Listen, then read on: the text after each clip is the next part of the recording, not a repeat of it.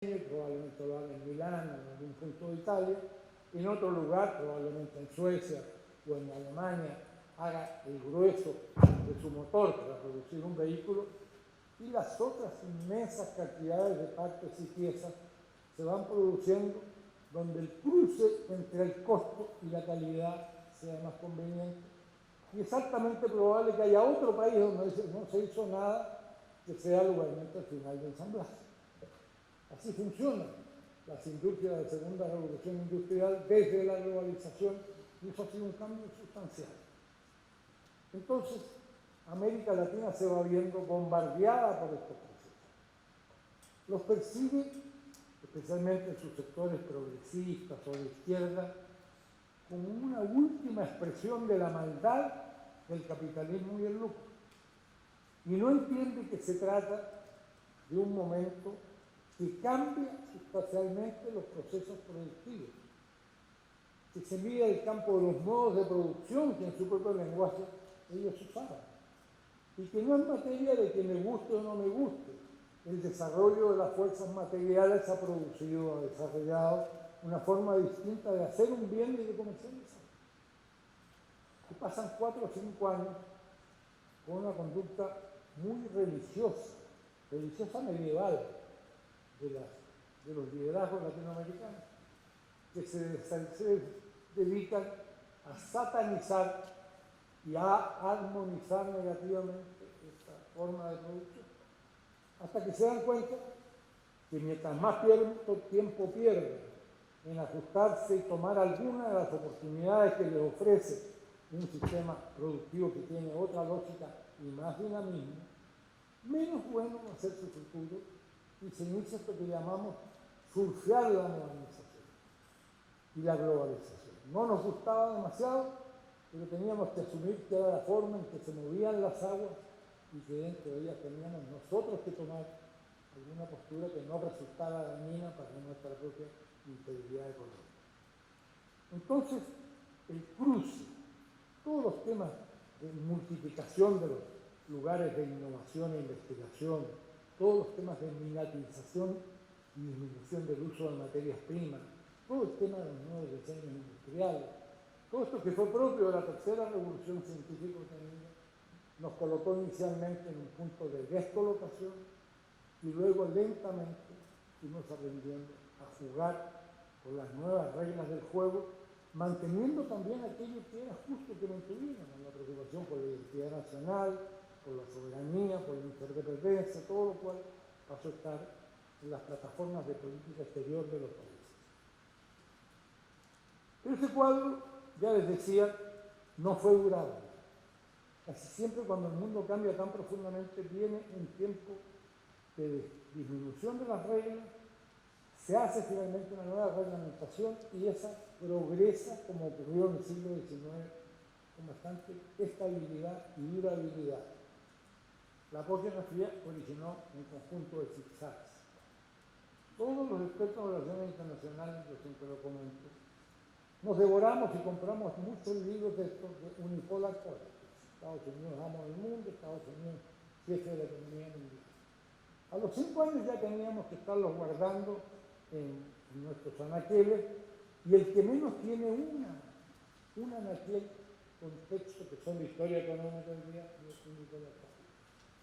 Porque vino el 11 de septiembre del 2001 y toda la omnipotencia de Estados Unidos se derrumbó en 3 horas, cuando se comprobó que sin ninguna tecnología propia, sin la existencia de ningún Estado nacional, sin ningún proceso conspirativo más allá de una pequeña secta fundamentalista de alcance islámico, con un costo de $335.000 en el total de las operaciones, se había hecho la destrucción de las próximas gemelas de Cuajo y se había atacado nada al Pentágono.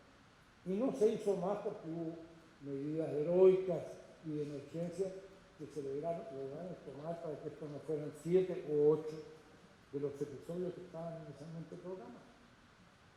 Y Estados Unidos pasó de la certeza, de la asertividad en el mundo, de sentirse un actor poderoso, invulnerable, intocable a sentirse un país expuesto. Nunca habían tenido nada en su propio territorio. Libraron las dos guerras mundiales en el campo europeo, la segunda también en el Pacífico. Estados Unidos quedó con cero daño material y, al contrario, con su economía de guerra floreciente, que le dio el 50% del total de la economía mundial en 1946. Estados Unidos tuvo el dinero incluso para reconstruir a las potencias adversarias como Japón y como Alemania, cuando se hizo necesario colocarlo frente al avance de los movimientos comunistas.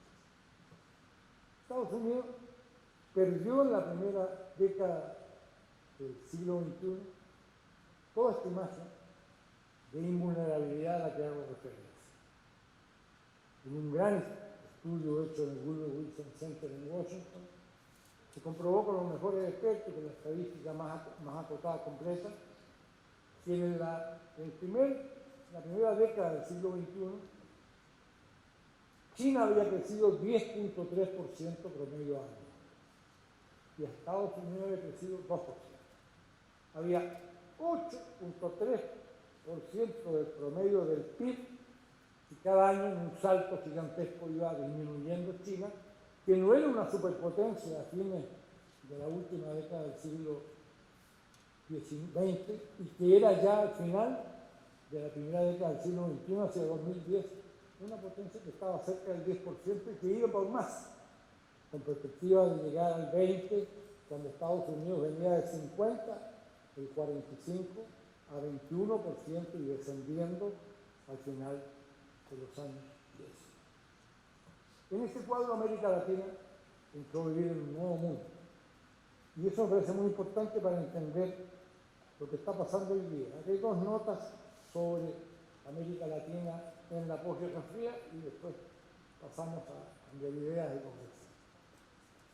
La primera es que a medida que avanzó el calendario económico del siglo XXI, América Latina descubrió que por razones que eran objetivas, el precio se compra en los mercados de los commodities, su principal asociado tenía que ser China y no los Estados Unidos. Y pasamos de lo que Carlos Rico, un inolvidable experto, fallecido muy joven hace unos años, graficaba siempre en la pizarra para explicar la Guerra Fría y su alcance económico, y decía, una línea recta, en este punto de la línea recta está Estados Unidos, en este otro punto está la Unión Soviética. Y aquí se colocan desordenadamente numerosos grupos de naciones. Y al centro un grupo pequeño, los que se llaman no alineados, y no quieren definirse ni con Moscú ni con Washington. Bueno, América Latina en la primera década del siglo XXI no tenía nunca más ya la capacidad de funcionar así. Esquema donde la dependencia es un fenómeno muy difícil de evitar y que genera monoproducción porque uno coloca habitualmente pocos productos en el gran mercado adquirente que es Estados Unidos. Entonces, China empieza a tener un porcentaje cada vez mayor y sobre todo en América del Sur se convierte en el primer socio comercial de Brasil, en el primer socio comercial de Argentina, en el primer socio comercial de Venezuela, en el primer socio comercial de Chile, en el primer socio comercial de Perú y en un segundo o tercer socio del resto de los otros 5 países que son más pequeños en la región.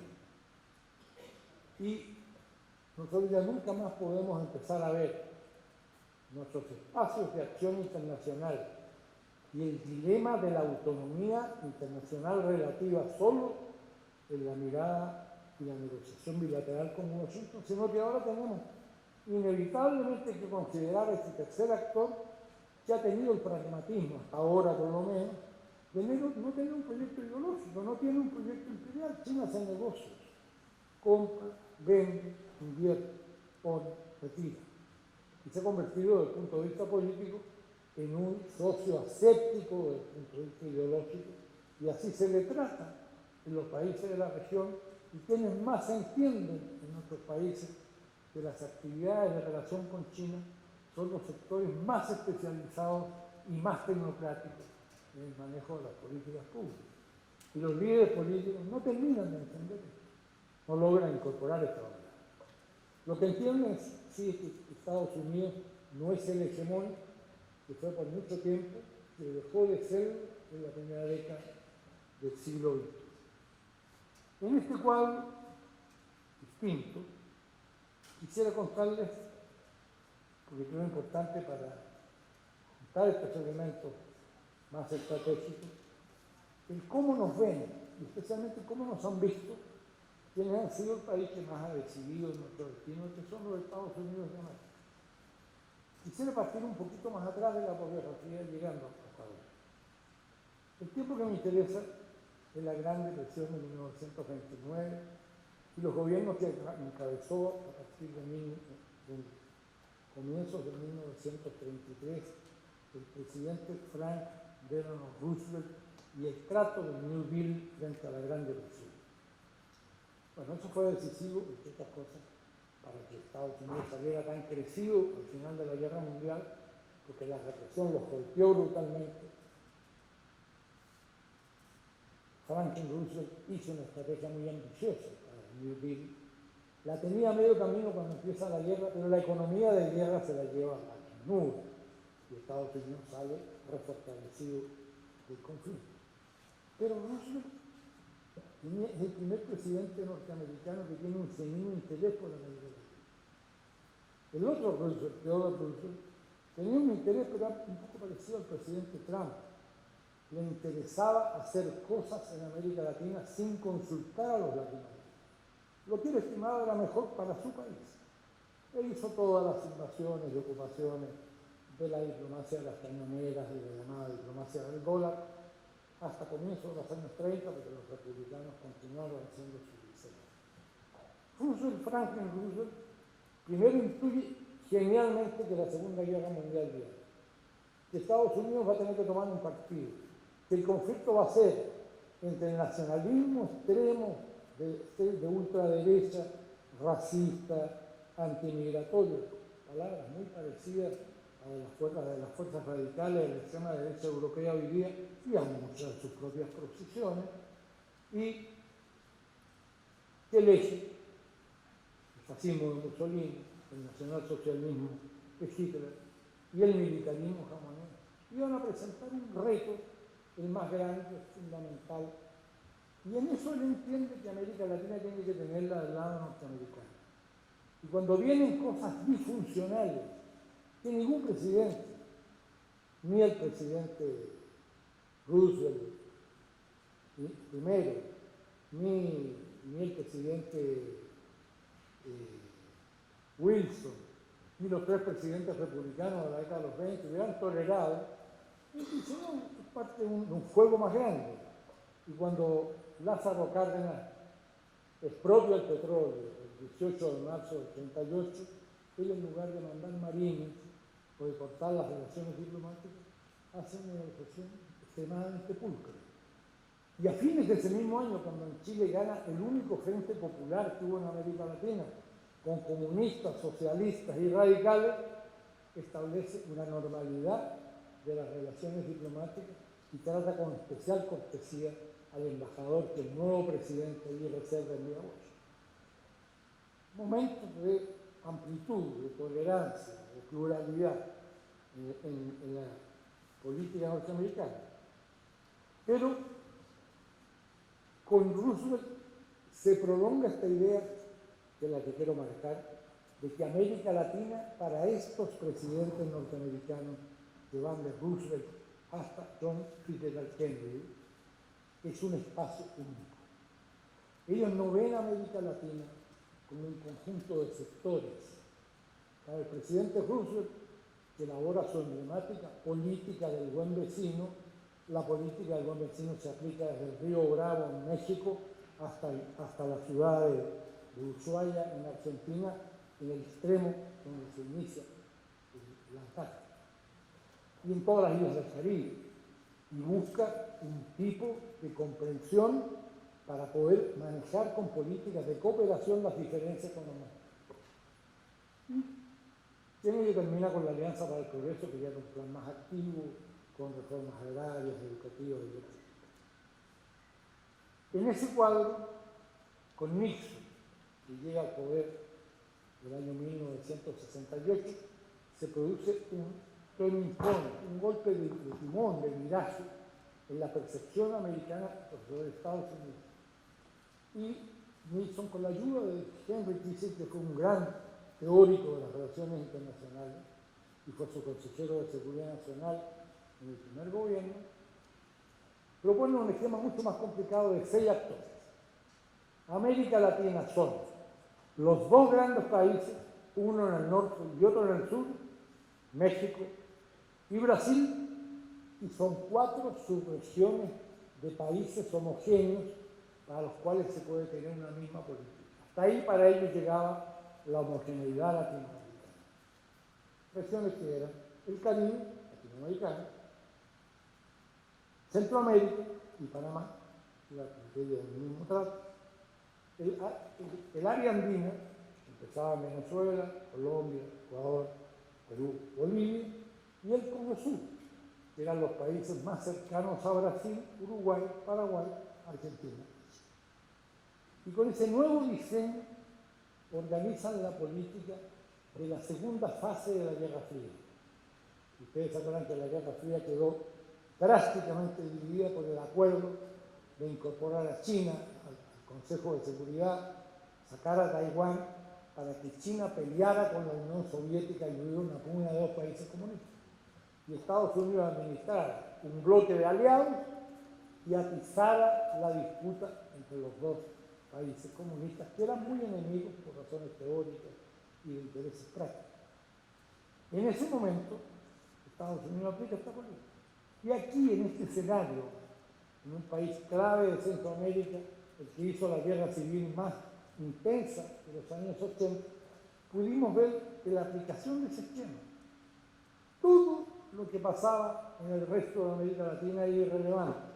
Lo relevante eran las guerras civiles en El Salvador, que se juntaron en un solo bloque, sumaron Nicaragua, aunque ya habían ganado los sandinistas, sumaron el conflicto entre el gobierno salvadoreño y el FMLN y sus 4 organizaciones después del derrotamiento de Carlos Humberto Romero, y sumaron una cosa que ya no era tan cierta, que era la guerra civil guatemalteca, que tenía altibajos y que no era propiamente un enfrentamiento constante que viniera desde el derrotamiento de Arbenz en 54 hasta comienzo de los 80.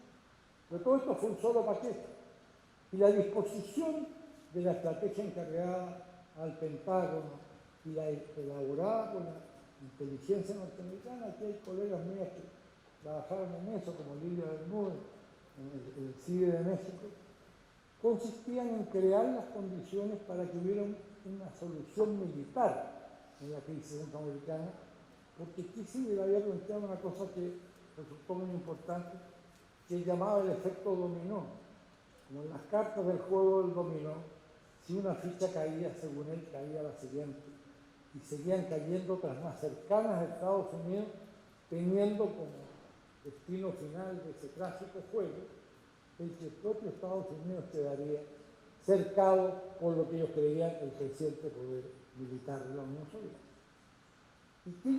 Y aquí en Centroamérica se dio un enfrentamiento global.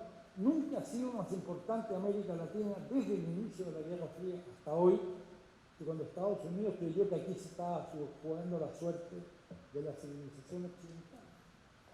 Y lo que ustedes conocieron, cómo se movían las cosas, y en el momento que se convierte en que la guerra ya no sirve y empiezan a hacerse viables los procesos de paz, los procesos de paz también se extienden de modo muy distinto en Nicaragua por la vía electoral y por la vía de los acuerdos que culminan en el castillo de Chapultepec en el 92 y el 96. En Guatemala se cree que se ha resuelto esta situación.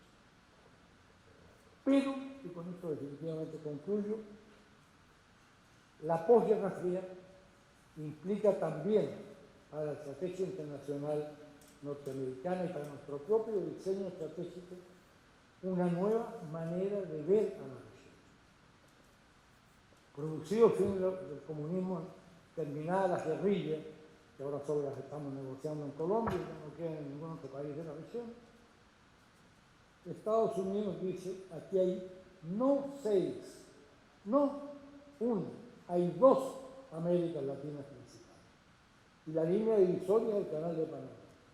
Hay la América Latina del Norte, que con la excepción de Cuba, que siempre es un caso especial, abarca los países latinoamericanos del Caribe, Dominicana y Haití, México, gran actor fronterizo México, los 5 países centroamericanos y Panamá, 10 países, 9 sin Cuba. Y abajo hay 10 más, los que corresponden a las subregiones andina y el cono sur más Brasil. Y Estados Unidos empieza a construir, es muy interesante la racionalización en la Oficina Ejecutiva de la Casa Blanca, en el Consejo de Seguridad Nacional, en el Departamento de Estado, en los principales medios de proyección del pensamiento de las relaciones internacionales, artículos escritos por los principales académicos de Estados Unidos, muy lúcidos, que van señalando la conveniencia de distinguir entre el juego triangular que hacen los países de América del Sur, socios principales de China, pero manteniendo vínculos importantes con Estados Unidos, que no tienen un discurso antiimperialista, que no son antiamericanos, pero que simplemente comercian cada vez menos con los Estados Unidos, versus la situación mucho más integrada de un sistema productivo más fácil de percibir, que era el que Estados Unidos va formando hasta el Canal de Panamá. Y nunca ha sido más industrial México que después del inicio de la posguerra. Y nunca fue más industrial México que después del Tratado de Libre Comercio de América del Norte, que entró en vigencia el 1 de enero del 94. A mí nunca me hizo sentido, tuve que hacer como 4 veces mi aritmética, cuando le oí al canciller Meade decir que México y Estados Unidos tenían un intercambio comercial de $1 millón por minuto. Se equivocó el canciller, de hecho. Yo empecé primero a jugar con mi cabeza cuando ya tuve una calculadora, lo hice. Y resulta que México y Estados Unidos efectivamente